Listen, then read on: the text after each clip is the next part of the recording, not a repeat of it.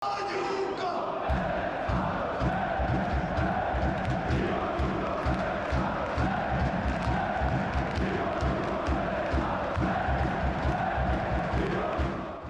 un seul homme, d'une seule voix, il sillonne la Hongrie et l'Europe. Enfant du régime communisme, de sa chute et de la transition politique, les Green Monsters de Ferencváros incarnent une grande partie du paysage politique de la Hongrie contemporaine, Magyarország. Ce bloc monumental, souvent en noir, puissant, bruyant, est l'un des plus politisés d'Europe centrale, réputé également pour son réseau de hooligans craints. Histoire, dérives violentes, politisation et revendication, ultra et politique est de retour.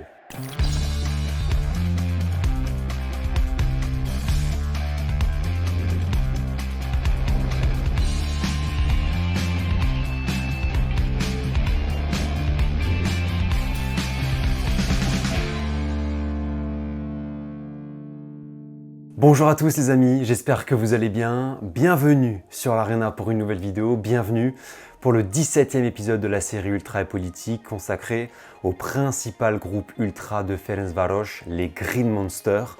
Retour de la série sur les rives du Danube. C'est le premier Ultra et Politique de cette saison sur YouTube. Beaucoup m'ont connu et découvert avec cette série de vidéos, c'est un peu ma signature et souvent les plus grosses vidéos de la chaîne. On a déjà fait beaucoup d'épisodes, les Ultras de Dresde, du Celtic, de la Torcida, du PAOK, de l'Étoile Rouge ou de Saint-Pauli. Je vous mettrai toute la playlist en description. Bref, on a déjà fait des sujets très chauds, très intéressants. Et aujourd'hui, j'ai choisi, un peu en dernière minute, de me refocaliser sur un groupe ultra en Hongrie, cette fois de club, en la personne des Green Monsters de Ferencváros. Alors pourquoi je dis refocaliser ? Eh bien parce que j'avais réalisé une vidéo sur le groupe ultra de la Brigade des Carpates il y a plusieurs mois, avant l'Euro 2024, le groupe ultra de la sélection nationale.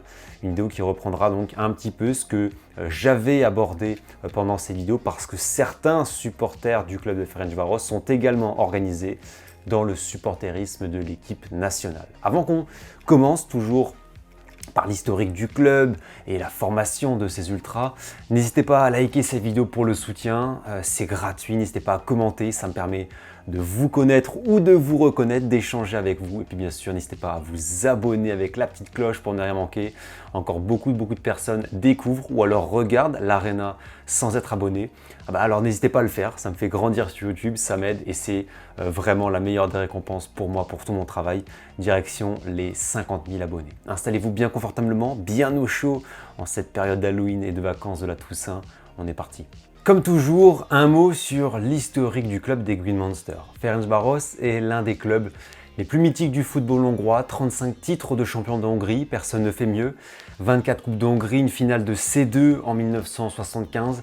Il est l'un des étendards du football magyar et entretient de fortes rivalités avec Újpest, Honvéd ou le MTK, les autres phares de Budapest. Fondé en 1899 par des habitants du 9e quartier de Budapest du même nom, le club capte très vite une partie des supporters de la capitale, notamment les ouvriers, les classes populaires et la classe, disons, moyenne inférieure. À l'inverse du MTK, par exemple, il attire moins les hautes sphères de la société. Bien évidemment, c'est le genre de clivage très peu visible aujourd'hui, mais à l'heure où le football émerge et se mondialise à la fin du 19e siècle, début 20e siècle, c'est clairement important à relever, à noter. Il y a des rivalités qui sont parties sur des clivages sociaux. Le football hongrois est probablement l'un des footballs européens les plus liés au contexte politique, historique et social qui l'entoure. Dans les années 1930-1940, au moment où les régimes fascistes prennent le pouvoir partout en Europe, Andor János, homme politique hongrois, collaborateur du Troisième Reich et de la Shoah en Hongrie, prend les rênes de Ferencváros en 1944 en devenant président du club. Dans la seconde moitié du XXe siècle, c'est cette fois le communisme qui va avoir une influence sur les clubs hongrois dont Ferencváros. Les structures sportives professionnelles sont encadrées par le régime, surveillées et deviennent de véritables instruments de pouvoir, à l'image par exemple du Budapest Honvéd qui devient le club du ministère de la Défense et de l'armée hongroise. Le club de foot devient un instrument de politique. L'insurrection de 1956, élément marquant de la guerre froide en Europe, on en parlera plus tard après en détail, aura aussi une grosse incidence sur la société hongroise et forcément dans son football, avec des joueurs qui représentaient pour certains les symboles de la liberté. Bref, c'est un football politique. De 1949 à 1989, pendant 40 ans, se maintient la République populaire de Hongrie, régime communiste qui sera, comme les autres démocraties populaires, vassalisée par Moscou. Pendant cette période, la presse, les associations, les libertés sont réprimées. Et dans ces pays-là, et donc en Hongrie, le supporter de football, il est un peu craint. Parce qu'il a un potentiel de contestation, de mobilisation, qui est très fort dans une société contrôlée. Souvenez-vous de ce que j'avais dit sur ma vidéo sur le hooliganisme polonais en début de saison. En russe, le hooligan, le mot hooligan, c'est celui qui conteste le régime dans les années 1920. Le supporter au stade est ainsi vu comme un élément perturbateur. Et donc, cette représentation va avoir une influence sur l'émergence ou non, le contrôle ou non des groupes de supporters et plus tard des associations ultra. Avec la régulation des autorités hongroises et la dureté du régime communiste, les groupes de supporters n'apparaissent en Hongrie qu'à partir de la fin du communisme. En 1991, avec les Ultra Red Boys pour le Honvéd, en 92, les Ultra Viola d'Újpest et en 1995, les Green Monsters de Ferencváros. Le groupe est créé par un groupe d'amis pour apporter de l'ambiance et soutenir plus passionnément Ferencváros. Particularité, si certains groupes ultra ont pu dévoiler les circonstances de création et l'évolution de leur groupe sur leur site internet par exemple, les Green Monsters sont assez discrets sur leur genèse, en témoignent des propos recueillis lors d'une interview d'un des membres du groupe sur la page Ultra Tifo il y a 10 ans. Ils ne veulent pas trop détailler. Le nom parle de lui-même en tout cas, un monstre vert, un mot anglais pour susciter la peur et qui reprend aussi la couleur phare du club, le vert. La très grande majorité des ultras du club sont des hommes, entre 18 et 40 ans pour la grande majorité, avec des profils différents puisque ce même ultra interviewé nous présente un peu la catégorie socio-professionnelle des fans, avec des gens qui sont soit très qualifiés, soit des ouvriers ou des étudiants, donc on va dire un panel assez large. Depuis maintenant 10 ans, Ferencváros évolue dans un nouveau stade, le Groupama Arena, deuxième plus grand stade du pays, ce qui a considérablement fait évoluer également le supporterisme et le poids des Green Monsters, faut bien le dire. Voilà à quoi ressemblait le bloc en 1995, année d'apparition du groupe par ailleurs, lors d'un derby. Voilà ce qu'il en est aujourd'hui. C'est le bloc le plus colossal de Hongrie et je vous propose une petite démonstration de la puissance vocale et des animations fournies par les Green Monsters.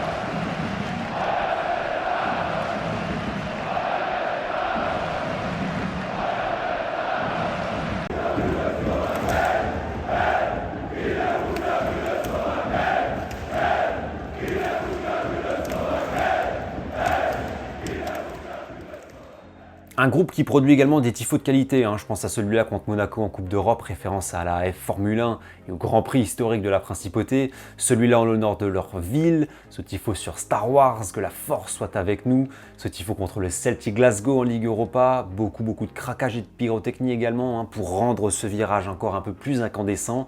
Bref, au-delà de toute considération politique et d'analyse là, quel groupe, quelle puissance, et à n'en pas douter, un des 15 à 20 virages européens à faire, à mon avis, quand on fait du ground hopping ou quand on aime visiter les stades.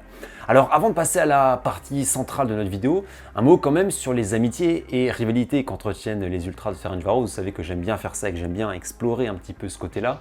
Alors logiquement, les clubs de la capitale sont des rivaux, le plus important c'est Újpest, c'est le derby de Budapest. Je pense qu'on en fera une vidéo un jour sur ce derby d'Europe centrale parce que ça vaut le coup. derby violent où les fractions hooligans se défient, derby qui déchire des quartiers de la ville, derby historique, haine viscérale et rivalité ultra, voilà, parce qu'il faut savoir qui fera la plus belle chorégraphie, le plus de bruit. Il y a une rivalité européenne également avec l'Austrie à Vienne en Autriche, on en parlera après, vous saurez pourquoi, et avec les ultras italiens de la Fiorentina, parce que les Florentins sont proches des ultras de Újpest, rivaux de Ferencváros. Ça avait donné lieu à 2 rencontres à haut risque entre les deux camps la saison passée, puisqu'il y avait Fiorentina-Ferencváros en Conference League. Il y avait la crainte d'affrontement, de présence infiltrée d'ultras de Újpest. On voit ici les ultras de Ferencváros réunis sur une place que je connais très bien à Florence, puisque j'ai vécu 1 an dans cette magnifique ville, au pied du Palazzo Vecchio, et on les entend scander Viola, Viola, va fanculo. Bon, je ne sais pas bien de faire la traduction. Les Green Monsters arboraient d'ailleurs un t-shirt 1899%, année d'apparition du club anti-viola. Voilà, c'est un peu le front anti-viola. Au niveau des amitiés nationales, je crois que Zalaegerszeg est la seule amitié ultra entre les deux camps, amitié qui est très importante. Le club de Zalaegerszeg évolue d'ailleurs en D1 hongroise pour préciser. Au niveau européen, donc 2 choses vraiment à noter. D'abord le lien historique entre les Green Monsters et les Tornados rapides du Rapid Vienne. Amitié très souvent visible par des 2 mâts, des drapeaux, des banderoles, honorées en tifo aussi, ici dans la tribune du Rapid, ici dans la tribune de Ferencváros. C'est donc ce lien très ancré, très important, qui a créé et fortifié la rivalité avec les Ultras de l'Austrie à Vienne, ennemis du Rapid Vienne. Et puis, les Ultras de Ferencváros ont des contacts très proches avec des Polonais. Bien sûr, on connaît la fraternité polono-hongroise qui est très forte.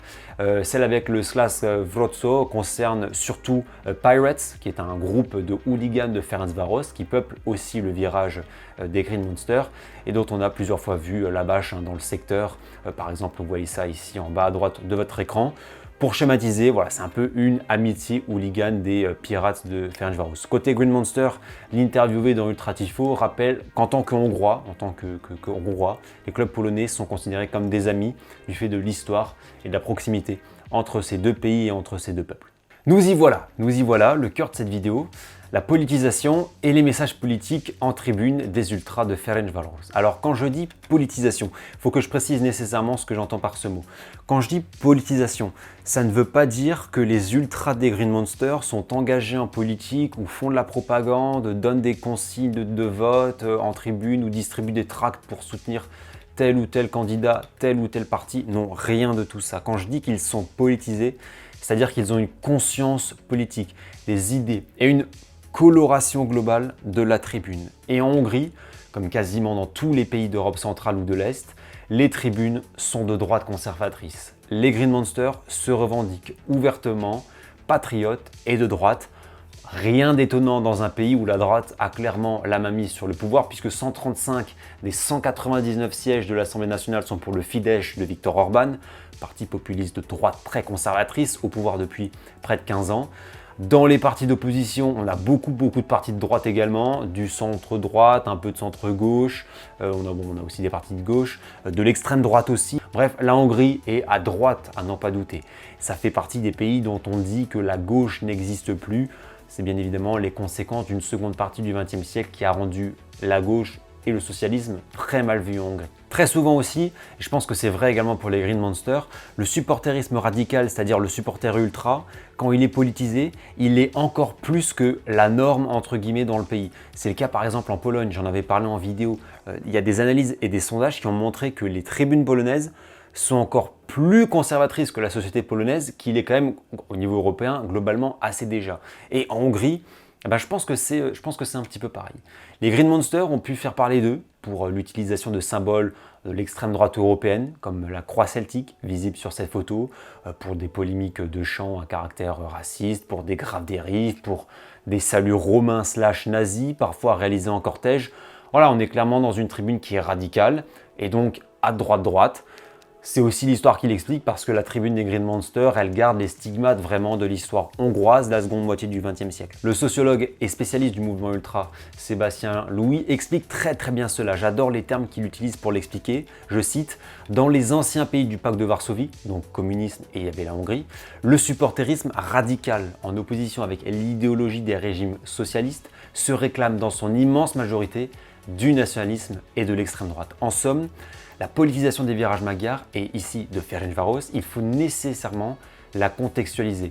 C'est comme ça qu'on la comprend. Et c'est le but justement de cette vidéo. On est là pour comprendre les choses. Et ce que dit Sébastien Louis, je trouve ça vraiment totalement vrai. Ça me semble vraiment pertinent. À titre personnel, vous le savez, dans mes études, j'ai fait des travaux là-dessus, sur la politisation des supporters, sur les transitions politiques, etc. après la chute du communisme. Regardez en Tchéquie, en Pologne, en Roumanie, comme en Hongrie, le supporter, il s'empare souvent des symboles nationalistes ou d'extrême droite pour montrer son aversion historique à ce qu'a vécu son pays. Et ça colle en plus avec l'histoire du supporter à Ferencváros. En 1956, les supporters du club, ils sont en première ligne pour lutter contre la répression communiste qui se déroule dans le sang à Budapest. 1956, bon j'en parle depuis avant, mais il faut clairement en parler quand on fait un ultra politique sur les Green Monsters, mais plus largement quand on parle de la Hongrie. C'est un événement qui a eu une influence profonde et qui continue à avoir une influence profonde sur la vie politique du pays. Et j'ai choisi justement de faire cette ultra politique maintenant, puisque l'insurrection hongroise de 1956, elle a duré du 23 octobre au 10 novembre. Il y a donc pile 68 ans, on est voilà, en plein dans la période, dans la fourchette de temps. En octobre 1956, les troupes du pacte de Varsovie, cette alliance militaire des États communistes européens, pénètrent dans la capitale magyare pour tenter de mater une révolution sociale emmenée par des étudiants, des jeunes, des journalistes, des écrivains, des activistes politiques, bref, une insurrection nationale qui va placer au pouvoir Imre Nagy pour lutter contre les politiques répressives et liberticides du régime communiste hongrois. Bon, c'était une période où les troubles se répandaient un peu en domino en Europe, notamment en Allemagne de l'Est où il y avait eu des révolutions ouvrières ou en Pologne. Mais en Hongrie, ça a été extrêmement puissant. Certains parlaient même d'un nouveau printemps des peuples hongrois, comme en 1848. Ce Imre Nagy ne va pas faire long feu, il avait une ligne politique radicalement différente des États sous la domination de l'URSS, puisqu'il était pour le pluralisme politique, pour la neutralité hongroise, bref, c'était clairement perçu comme une menace pour les soviétiques. Et donc le 4 novembre, les troupes du pacte de Varsovie matent la révolte du peuple hongrois. La répression est ultra sanguinaire, le bilan très lourd puisqu'on parle de 20 000 morts, de plusieurs dizaines de milliers de déplacés et de 200 000 Hongrois qui fuient leur pays. Le gouvernement est de nouveau renversé et ce Imre Nagy est fusillé le 17 juin 1958. C'est un moment central dans l'histoire du XXe siècle, un moment marquant de la guerre froide. Voilà en gros pour la schématisation de cette insurrection. Encore aujourd'hui, le symbole de 1956, il est très utilisé en politique hongroise, notamment par le Premier ministre magyar Viktor Orbán, qui a récemment parlé des héros de 1956 dans un meeting. C'est comme ça qu'ils sont appelés en Hongrie. Et cet hommage s'est vu un peu instrumentalisé comme un héritage à perdurer, mais cette fois contre Bruxelles et l'Union européenne. En gros, comme en 1956, il faut lutter pour protéger la Hongrie, selon la rhétorique de Viktor Orbán. Pour revenir au football, pour revenir aux ultras de Ferencváros, les Green Monsters, cette insurrection, elle est à chaque fois, chaque année, commémorée par les ultras. On est typiquement dans ce que j'appelle le registre mémoriel de la culture ultra.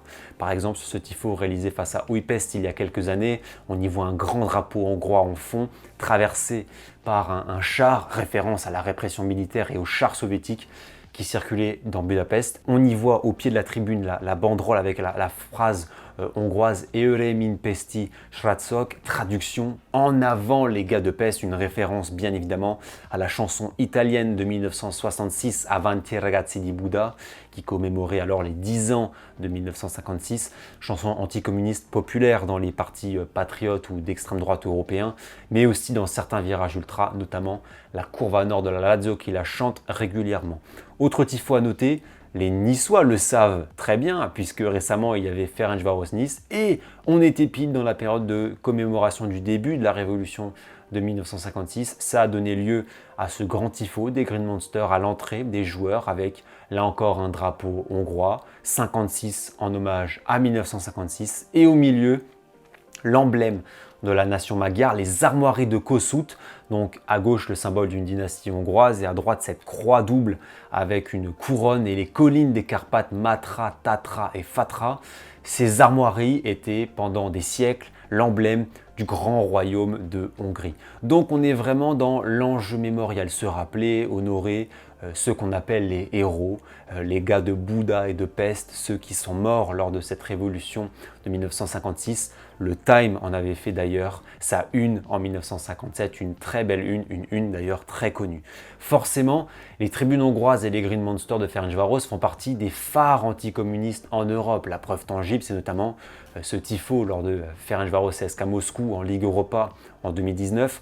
On y voit encore une fois le drapeau hongrois, mais cette fois avec un point noir au milieu, comme pour masquer, cacher quelque chose. Ce point noir, il masque l'emblème communiste qui était au cœur du drapeau de la République populaire de Hongrie de 1949 à 1956, symbole du régime communiste hongrois. Ce drapeau, en fait, c'est un emblème connu en Hongrie. C'est le drapeau utilisé lors de l'insurrection de 1956. On le voit ici, notamment avec ce rond blanc au milieu. Et si on fait attention à la une du Time qu'on a vue avant, eh bien, on voit là aussi qu'un trou est présent sur le drapeau. C'est un hommage à ce drapeau utilisé par les insurgés. C'est donc une tribune dont l'héritage historique et politique est très important. Vous l'avez vu avec les tifos que j'ai pu vous montrer, il y a un point commun avec tout, quand on lit tout ça, c'est le drapeau. C'est hallucinant à quel point les Green Monster mettent en avant le drapeau, les couleurs magyares et hongroises. Ici par exemple, il y en a des centaines de brandis. L'hymne hongrois est très souvent chanté à domicile comme à l'extérieur.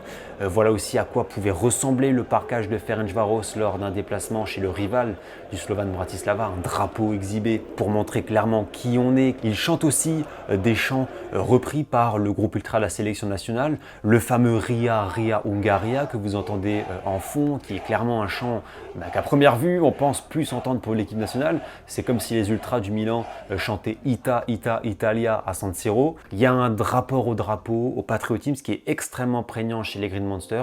C'est assez puissant, assez fort et c'est assez unique dans la culture ultra européenne parce que même des tribunes patriotes, ça existe en Allemagne ou en Italie par exemple, pays de la culture ultra bien évidemment. C'est pas fort comme ça, on le ressent pas comme ça. Cette coloration politique, elle plaît au pouvoir hongrois, elle plaît à Viktor Orban bien sûr, d'autant plus que certains fidèles des Green Monster se retrouvent ensuite dans la brigade des Carpates hongroises, le groupe ultra de la sélection nationale dont on a déjà parlé sur la chaîne. Et surtout, à l'image de leur premier ministre et de certains partis politiques hongrois, très souvent à l'extrême droite, les ultras des Green Monster sont aussi adeptes de l'irrédentisme hongrois, un concept politico-territorialiste que j'ai déjà présenté dans certaines de mes vidéos. L'irrédentisme, qu'est-ce que c'est? Selon le Larousse, l'irrédentisme, c'est tout mouvement nationaliste de revendication territoriale. Un exemple connu, c'était par exemple l'irrédentisme italien des années 1920-1930. L'irrédentisme hongrois, lui, il germe après la Première Guerre mondiale. La Hongrie perd la guerre au sein de l'Empire austro-hongrois et démantelé. Le traité de Trianon de 1920, ce traité de réparation et de fin de guerre, fait passer le territoire hongrois de ça à ça. La Hongrie perd ainsi énormément de territoire, de population hongroise et des millions de locuteurs hongrois. Naît ainsi une rancœur historique et le projet miroité d'une grande Hongrie, celle qui dépasse aujourd'hui les frontières nationales, celle qui englobe les minorités magyarophones qui existent encore aujourd'hui, notamment en Ukraine, en Roumanie ou en Slovaquie. Et donc, quand Ferencváros défie des clubs roumains ou slovaques, c'est la porte ouverte au nationalisme dans les tribunes des Green Monster. Je vous parlais avant de ce parkage contre le Slovan Bratislava, un club slovaque. Rien d'étonnant de voir les Green Monster arborer le drapeau en parkage pour cette affiche anti-faux. On a aussi entendu des chants hostiles à la Slovaquie, des chants proches en somme de ce que peut produire la Brigade des Carpates quand la sélection hongroise joue. Ici, des hooligans de Ferencváros déambulaient dans les rues de Bratislava à la veille du match à la recherche de Slovaques en les insultant. Le match aller qui avait lieu en Hongrie, c'était un match de tour préliminaire de Coupe d'Europe entre les deux équipes, fut lui aussi clairement un match politisé avec bien sûr des chants, des drapeaux aussi, notamment ceux du royaume de Hongrie, ceux de ce grand territoire magyar perdu avec l'armoirie au centre. Et puis on a pu voir deux banderoles polémiques et surtout politique. La première, la voici en anglais, dirigée directement vers les Slovaques et le parkage, je traduis, pays volé, symbole volé, pas d'histoire, fuck la Slovaquie.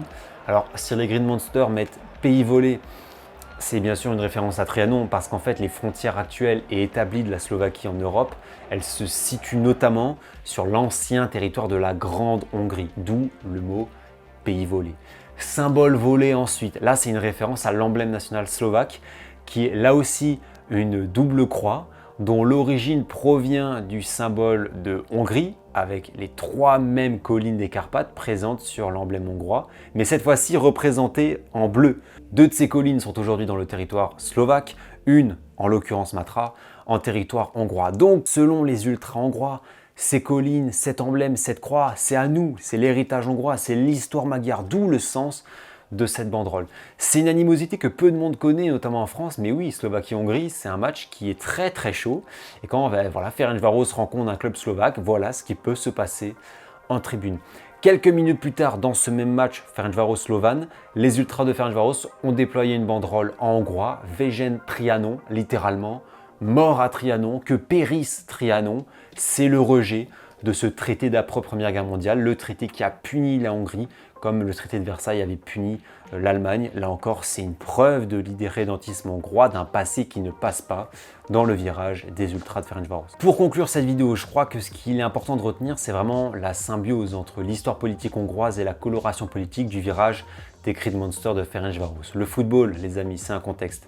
C'est un contexte social, politique, économique, historique ou sociologique. En Hongrie et donc dans le virage des Green Monster, cet adage il s'applique assez parfaitement. On a vu que ça se manifestait par un anticommunisme viscéral, par un patriotisme exacerbé, teinté d'irrédentisme, de rancœur historique, par un enjeu mémorial très fort, surtout lié à 1956, et par des tensions avec des ultras et clubs de pays voisins comme les Slovaques, comme les Roumains. On est donc dans le football politique, dans le football nationalisme, dans l'irrédentisme également, qui est parfois même miroité par le Premier ministre Viktor Orban. On en fera probablement une vidéo dans le cours de la saison pour détailler et expliquer, parce qu'il y a énormément de choses à comprendre et à dire.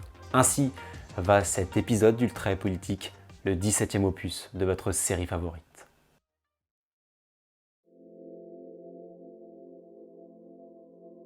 Voilà les amis, c'est la fin de cette longue vidéo, j'espère qu'elle vous aura plu.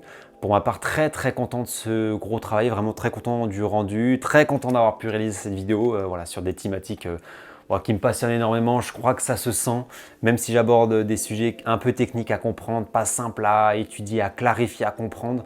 Je crois que ma passion se transmet et se sent. Je sais que beaucoup sont réceptifs à ça et j'espère avoir pu transmettre dans cette nouvelle vidéo ma passion dans ce nouveau Ultra Politique, le premier et pas le dernier de cette saison 5 sur YouTube. Si vous avez passé un très bon moment et appris des choses, n'hésitez pas à liker, à commenter, c'est gratuit et bien sûr à vous abonner, c'est vraiment le meilleur moyen de me soutenir. Merci à toutes celles et ceux qui le feront et à celles et ceux qui montent dans le train et qui sont montés dans le train cette année. Je vous glisserai également en description des liens et des sources pour aller plus loin, pour compléter cette vidéo. N'hésitez pas à aller voir. Je vous souhaite à toutes et à tous une très belle fin de semaine. Belle fin de vacances de la Toussaint pour les chanceux. Bon courage à tous les autres, on est ensemble.